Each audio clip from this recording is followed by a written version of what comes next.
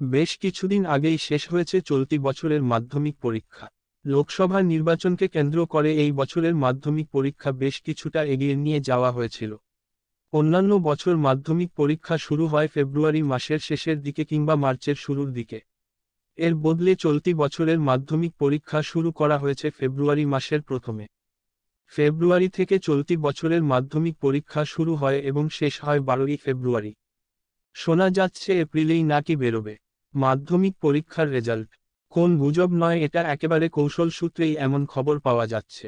শিক্ষক মহলের একাংশের মতামত, হয়তো চলতি বছরের লোকসভা নির্বাচনকে কেন্দ্র করে রেজাল্টের প্রক্রিয়া, মাধ্যমিক রেজাল্ট তাড়াতাড়ি সেরে ফেলতে চাইছে পর্ষদ। সম্ভাবনা রয়েছে আগামী 20 এপ্রিলের পর মাধ্যমিকের ফলাফল প্রকাশ্যে আসার। মাধ্যমিকের ফলাফল দেখার জন্য রয়েছে বেশ কিছু ওয়েবসাইট। মাধ্যমিক 2024-এর রেজাল্ট দেখার জন্য বেশ কিছু ওয়েবসাইট রয়েছে, তার মধ্যে একটি ওয়েবসাইটের লিংক দেওয়া আছে এই ভিডিওর নিচে। এই ওয়েবসাইটে ঢুকে প্রথমে নিজের রেজিস্ট্রেশন নাম্বার এবং রোল নম্বর দিয়ে দিতে হবে। এর সঙ্গে দিতে হবে পরীক্ষার্থীর জন্ম তারিখও। এরপরই তা স্ক্রিনের সামনে ভেসে উঠবে মাধ্যমিক পরীক্ষার রেজাল্ট।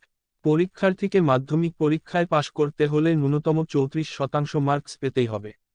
স্কুলের কাছে সব প্রজেক্ট জমা করতে হবে, না তো পরীক্ষার্থীকে অকৃতকার্য হিসেবে গণ্য করা হবে।